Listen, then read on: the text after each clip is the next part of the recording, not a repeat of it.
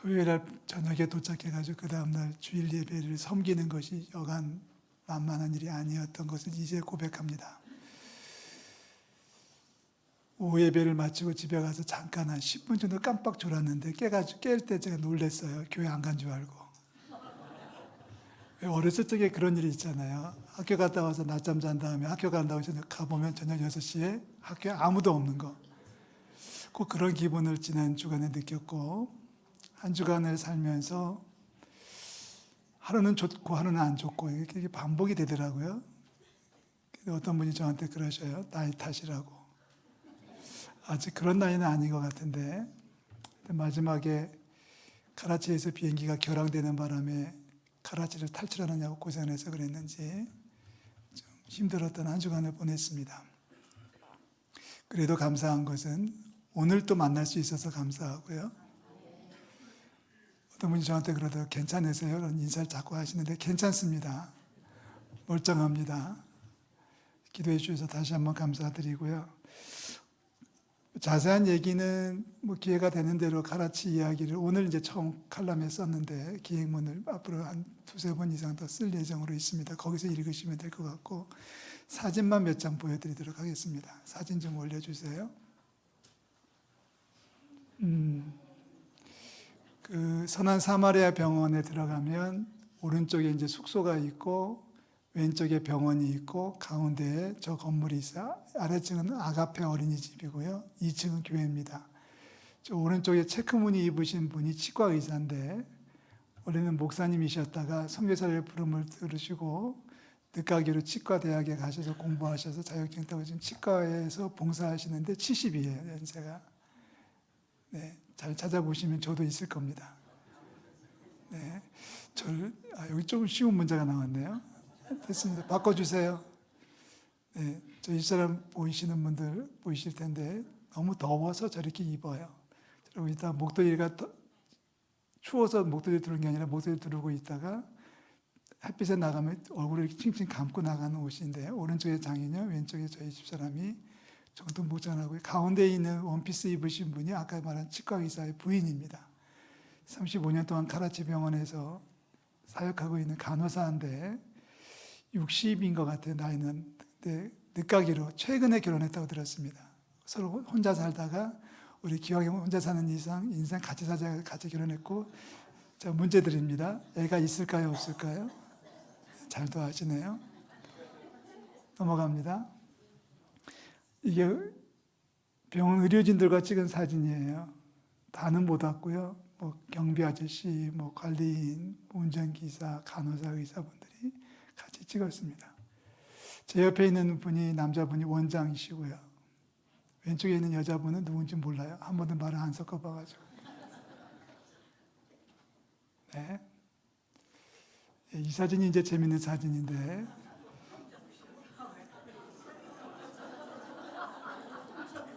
제 경호원들입니다. 네. 정부에서 파송해서 외국인들이 밖에 출입할 때면 저렇게 경찰이 호의를 해주게 돼 있는데 기관단총에 실탄이 장전돼 있고요. 이쪽 사람은 지금 권총을 차고 있는데 네, 저를 보호해 주었던 분들이에요. 감사하죠. 아이들의 모습이 보이시죠? 네. 이 차가 잘 보시면은 우리나라 차인 거 보이시나요? 특정 회사를 제가 지목하기는 어려워서 저게 뭘까요? 1톤 트럭입니다. 저게 유치원 스쿨버스입니다.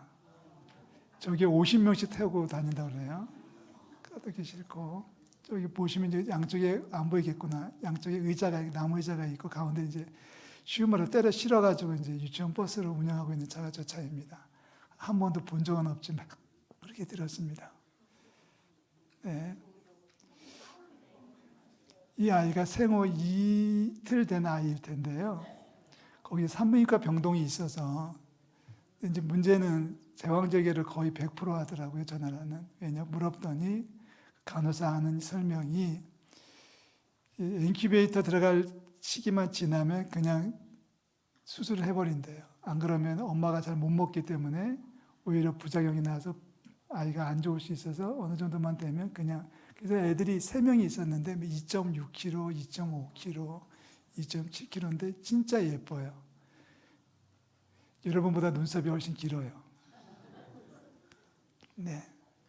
또 있나요? 네. 충남 공주에서 태어난 전통적인 한국 사람을 지금 보셨습니다. 지난 한 주간 동안에 파키스탄 이해 생각을 많이 하면서 살았어요. 한마디로 정리를 한다면 예수님과 사랑에 빠진 사람들이라고 정리를 하고 싶습니다. 한번 따라 하실래요? 예수님과 사랑에 빠진 사람들. 똑같은 의사지만 저 병원에 와서 일하는 사람은 수당이 훨씬 적습니다. 그리고 저 병원이 크리스찬 병원이라는 사실을 알기 때문에 강도들이 늘 호시탄탄 노리고 있어서 웬만한 직원들은 출근하다가 혹은 퇴근하다가 강도를 당해가 핸드폰을 한두 번은 다 잃어버렸던 사람들입니다. 그런데 페이도 적고 진급도 안 되고 또 불이익도 많이 당하는데도 불구하고 병원에서 일해요. 한 번은 어떤 간호사한테 물었습니다. 왜 여기서 일하느냐 물었더니 대답이 간단히 나오더라고요. 주님을 사랑하기 때문입니다. 불이익을 당하고 지난주에 말씀드렸죠. 신분증에다가 기독교인이라고 써서 다 갖고 다니는 사람들이니까 얼마나 불이익이 많겠어요. 그럼에도 불구하고 저 병원에 오고 저 병원에서 같이 생활하는 이유가 있다면 예수님의 좋아서, 주님이 나를 사랑했기 때문에, 내가 주님을 사랑하기 때문에 좋아서 오는 겁니다 라고 표현해 주고 있어요. 그 말을 곰곰이 되씹으면서 지난 한 주간을 살았습니다. 나는 과연 주님을 사랑하고 있는지. 주님이 우리를 사랑하고 있는 것은 분명합니다. 지금도 살아계셔서 저와 여러분들을 사랑하고 계신 줄로 믿습니다. 그건 분명한 사실인데 나는 정말 주님을 사랑하고 있는지. 자, 주님을 우리를 얼마나 사랑하시나요? 오늘 우리가 요한복음 17장 읽었는데요. 사순절 셋째 주일입니다. 제자들과 마지막 식사를 마치시고 예수님이 겟세마네에 올라가셨지 않습니까? 겟세마네에 올라가셔가지고 밤이 새도록 기도하시다가 폭도들에게 체포돼가지고 끌려 내려와서 이제 신문을 당하시고 사형언도를 받으시고 채찍질 당하시고 십자가에 달리셨습니다. 그리고 죽으셨어요. 그러니까 예수님께서 마지막 당신이 하실 수 있는 자율권을 가지고 움직이셨던 마지막 행위가 기도였었습니다. 예수님 뭐라고 기도하셨을까요? 그 전에 누가복음은 예수님의 기도하는 모습을 이렇게 설명하고 있죠. 예수께서 힘쓰고 애써도 간절히 기도하시니 땀이 땅에 떨어지는 핏방울 같았다. 피가 떨어진 게 아니라 땀이 떨어졌는데 우리가 상처가 나면 피가 뚝뚝뚝 떨어지지 않습니까? 그 모습을 누가는 기록하고 있는 거예요. 마치 운동선수가 운동할 때 땀이 비 오듯 떨어지는 그 모습하고 거의 똑같습니다. 날씨가 더운 날씨가 아닙니다. 자, 겟세마네는 올리브산이죠. 감람산이죠. 해발 808m고요. 거기에 구릉선이 1.6km 쭉 이어진 게 겟세마네 동산이에요. 그 한 지점에서 예수님이 기도하셨는데 이스라엘은 밤이 되면 기온이 엄청나게 떨어집니다. 낮에는 엄청나게 더워도 밤이 되면 엄청나게 떨어져서 심할 때는 영하로 떨어질 때가 있어요. 그것도 산 꼭대기니까 808m의 꼭대기니까 관악산보다 높지 않습니까? 거기서 간절히 기도하는데 얼마나 열심히 기도하셨는지 땀이 흘렀다는 거예요. 배었다는 정도가 아니라 땀이 흐를 정도로, 땀이 뚝뚝뚝 떨어질 정도로 그렇게 열심히 기도하셨다는 얘기를 누가는 전하고 있습니다.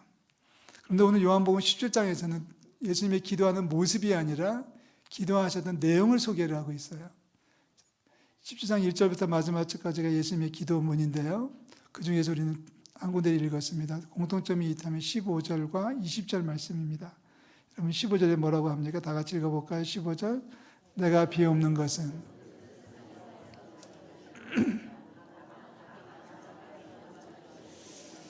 (20절) 말씀 앞부분만 읽겠습니다. 내가 비옵는 것은 우리가 무슨 말을 할 때 막 얘기하다가 이렇게 말할 때가 있어요. 제가 드리고 싶은 말씀은요, 꼭 기억해 주셔야 될 말씀은요 이겁니다 할 때, 강조할 때 이렇게 말하지 않습니까? 내가 지금 말하고 있는 것은 내가 무슨 말을 하고 싶으냐면 이 말을 하고 싶은 거예요. 이 말을 하고 싶어서 여기까지 온 겁니다라고 말할 때 내가 말하는 이유는 내가 지금 하고 싶은 말은, 내가 지금 전하고 싶은 말씀을 하면서 얘기하는 똑같습니다. 예수님께서 쭉 기도하시다가 하나님 앞에 기도하시다가 이렇게 기도의 문을 툭 치시는 거예요. 하나님, 제가 지금 기도하는 내용은요, 제가 지금 기도하는 것은 제가 지금 무엇을 원하느냐면 하면서 기도의 문에서 포인트를 탁탁 잡는 게 두 번이 등장한 거예요. 자, 내가 비옵는 것은 딴 게 아니고요. 내가 지금 기도하는 것은 다른 문제가 아니라 저 성도들을, 제자들을, 저와 여러분들을 악에서 지켜주세요라고 하는 겁니다. 자, 이 기도를 위해서 예수님은 지금 땀을 쏟으시면서 간절히 애써 힘써서 기도하셨다는 겁니다. 예수님이 기도하시는 첫 번째 기도 제목은 저와 여러분들이, 저도 포함하고 여러분도 포함해서 세상 살면서 죄 가운데 빠지지 않도록 보존하여 주시옵소서. 그러니까 예수님이 간절히 바라셨던 첫 번째 기도는 뭐냐면 우리가 죄 가운데 빠지지 않도록 해야 된다는 거예요. 이 문제를 위해서 예수님은 피를 쏟는 마음으로 기도하셨습니다.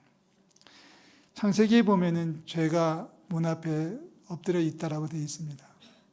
창세기 기록에 보면 죄가 문 앞에 엎드려 있으니까 죄를 다스리라 그랬는데 요즘은 죄가 문 앞에 엎드려 있는 것은 절대 아닙니다. 죄가 어디에 있어요? 어디까지 와 있어요? 안방 차지하고 있어요.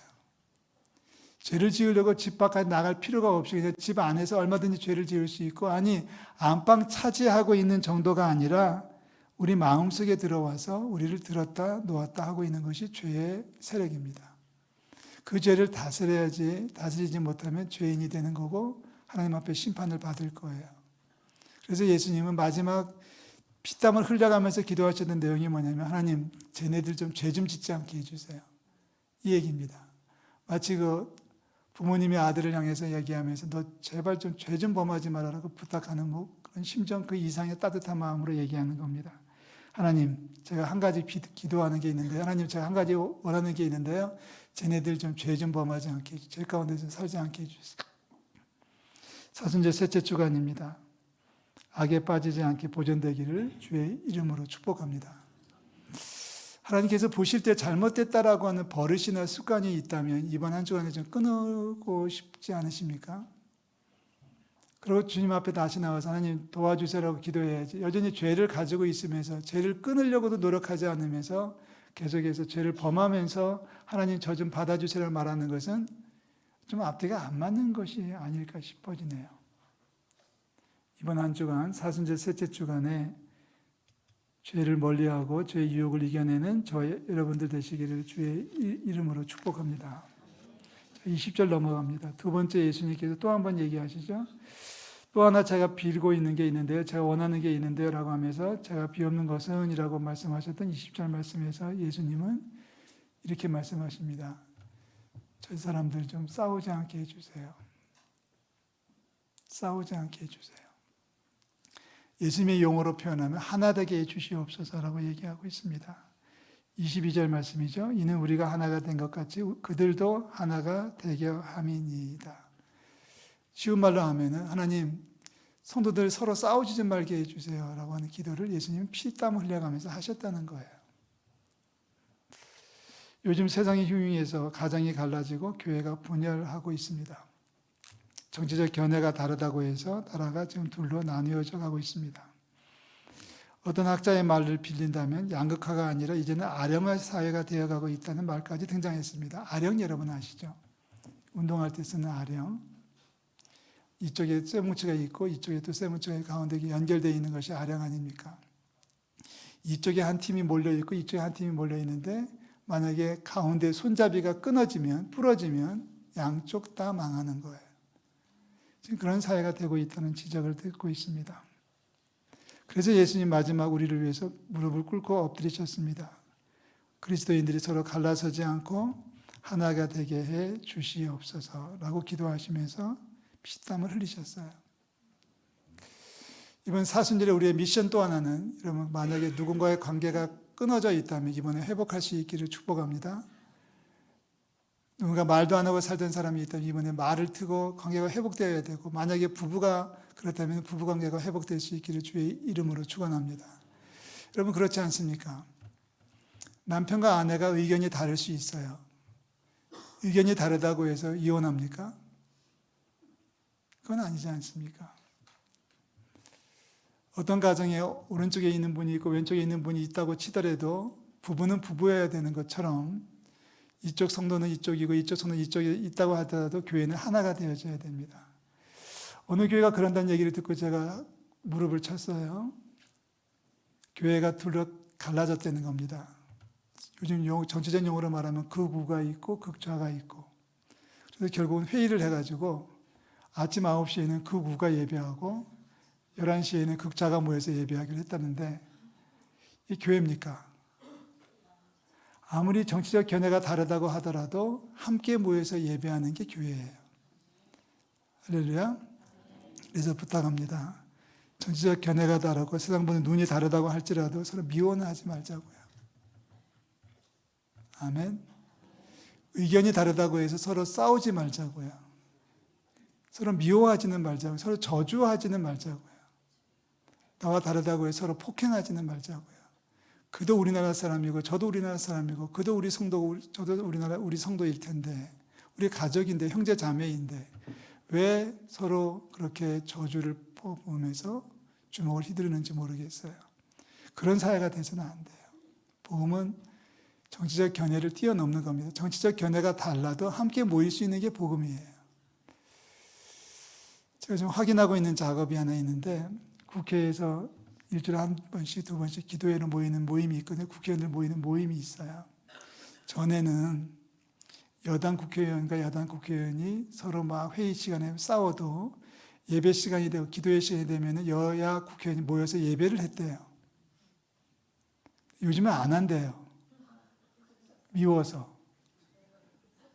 그러니까 성도이기를 포기하는 것 아닙니까? 견해 차이가 달라도 정치적 견해 차이가 다르다고 해서 미워하는 것은 죄입니다. 그냥 소리는 쳐도 돼요. 소리는 쳐도 되고 피켓을 흔들어도 되고 어떤 뭘 해도 아무 문제가 없는데 사랑은 해야죠. 원수까지도 사랑해야 되는 것이 복음인데 그 일을 위해서 주님께서 피땀을 쏟아가면서 겟세마네에서 기도하시는데 하나님 꼭 좀 들어주세요. 쟤네들 싸우지 좀 않게 해주세요. 서로 미워하지 않게 해주세요라고 마지막 기도하셨는데 마지막 잡히시기 직전까지 기도하셨는데 우리가 만약에 싸우고 있다면 미워하고 있다면 서로 저주하고 있다면 어느 쪽이 됐든지 간에 잘못하고 있는 겁니다. 예수님께서는 우리를 위해서 무릎을 꿇으셨어요. 우리 그리스도인들이 죄에 빠지지 않게 해달라고 서로 갈라서지 않고 하나가 되게 해달라고 힘쓰고 애써도 간절히 기도하셨습니다. 그 기도를 헛되이 만들지 않는 저와 여러분들 되시기를 주의 이름으로 축원합니다. 미워하지 말자고요. 어떤 경우에도 미워하지 말자고요. 저는 파키스탄에 돌아와가지고 그 다음날 저녁에 주일을 지내고 나서 저녁에 잠을 자려는데 너무 화가 나가지고 잠을 못 이루겠더라고요. 그놈의 무슨 항공사. 아직까지도 연락이 없어요. 왜 비행기를 안 띄웠는지, 왜 저를 고아로 만들었는지. 티켓을 사준 여행사 사장을 통해 가지고 지금 이제 신청을 하긴 했어요. 피해 요금 정산을 요청했는데 아직까지 대답이 없대요. 지금 생각해도 화가 났는데 엊그제 용서하기로 했습니다. 그래도 왔잖아요. 마침 안 그랬으면 그냥 공항에서 박스 끌고 앉아가지고 잠을 자다가 이슬람 교도한테 끌려가가지고 두드려 맞고 못 볼 뻔했잖아요. 지금 생각하면 위기 상황이었습니다. 그런데 민첩하게 행동했고 손해를 보더라도 한국은 돌아가야 되겠다고 판단해가지고 비싼 돈 내고 비행기표를 2번 끊은 거죠. 그러니까 저는 2번 끊어가지고 두바이로 탈출해가지고 두바이에서 비행기를 갈아타고 그곳 시간으로 현지 시간 3시 반에 비행기를 기다렸다 타고 여기 도착했습니다. 그러니까 그 사람에 대한 그 여행사에 대한 미움보다는 하나님의 사랑이 더 커요. 여행사 직원들의 그 불성실한 모습, 아니 비행기가 안 떴으면 나와서 양해를 구하고 얘기를 해주고 대처를 해줘야 될 거 아니에요. 아무도 안 나오고 아무도 사무실 나오지 않고 도망갔어요.